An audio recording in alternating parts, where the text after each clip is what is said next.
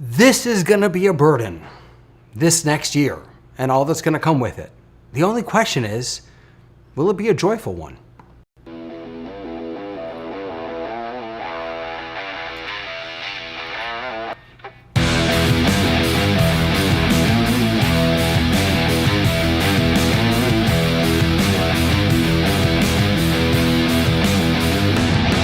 Hey everybody, Rabbi David here. How you doing? Your Torah tech guy, and I'm here as always to share with you great tech for your great Torah. So here's what I want to talk about this week. I want to talk about a joyful burden. Now you probably saw the cover art, right? This next year, as this past year was, this year is going to be like pushing a stone up a mountain. It's not going to be easy for any of us. It's going to feel burdensome. The question for me is it going to be a joyful burden or a painful burden? That's really what I'm thinking about. And today what I wanted to do is I wanted to respond in particular to a piece that I read. It's from the CCAR, which is the Reform Rabbinical Arm, and they put out this piece called Guidelines for Reopening After the Pandemic. It's a responsa, it's a tshuva about how we should approach reopening.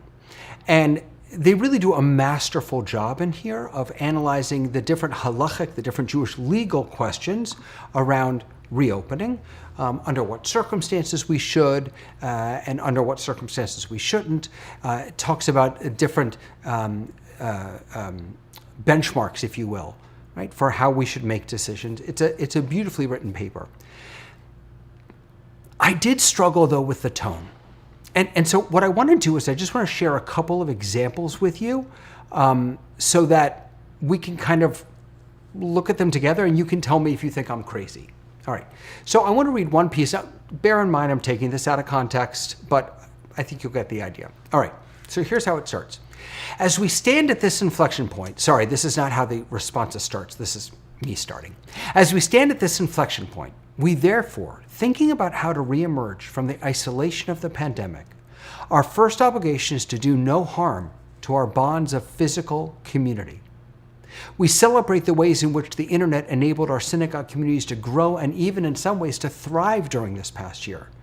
But we want to think intentionally and carefully about how to use this new technology to strengthen and not weaken our physical communities. It goes on to say, our guiding principle should always be ma'alin b'kodesh ve'ein moridin, that we should, in matters of holiness, we should increase rather than decrease, which is one of the arguments as to why we increase the number of candles that we light on Hanukkah instead of decrease, because we should always increase joy, holiness rather. So I really just kind of want to pick on one word in here. It's the word but. Right? We celebrate the ways in which the internet enabled our synagogue communities to grow and even in some ways to thrive during this past year, but we want to think intentionally and carefully about how to use this new technology. The word but is such a powerful word, and I love that in Hebrew, a little vav is both but and. It means both. When you say but, you negate everything that you just said. So in this responsa, well, I don't know that they intended to, but in this responsa, when they say, oh, it's been wonderful, it's allowed us to thrive, but let's be careful, it says, about how we use this new technology to strengthen and not weaken our physical communities. I want to share one more piece with you. All right, here it goes. Thus we realize, this is at the end, by the way, thus we realize that we cannot say, nor do we wish to say, then in the aftermath of the emergency, it is no longer appropriate to hold a virtual minyan. You know my issues with the word virtual.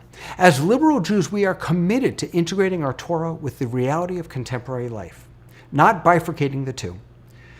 And then it goes on. We recognize the possibility of the slippery slope. We do not want to facilitate the fragmentation of local communities, especially small communities, by encouraging individuals to log into a service somewhere in place of supporting their local congregation. Most crucially, we are not ignoring or minimizing the difference between gathering in person and gathering in cyberspace. And it concludes, the joy we are all now experiencing now as we find ourselves in the physical presence of family, friends, colleagues, and students, as we are able to see each other face to face and to touch, should be a continual reminder that while virtual connection is valuable, it's a valuable supplement for maintaining community. It can never be the only or even the primary vehicle for community. Yes, 100%, it cannot be the only or primary vehicle for community. But, and I kind of meant that but there. Wow. This feels to me like we're fighting for a system, we're fighting for a structure that is changing beneath our feet, and it's making us uncomfortable that it's changing. The idea that we should not encourage people to daven wherever they like, to learn wherever they like, because they now can. We could before, but now we all realize that we can. The idea that we wouldn't want to encourage that instead of discourage it for the sake of saving our smaller congregations just seems again to be missing the bigger picture of what's happening.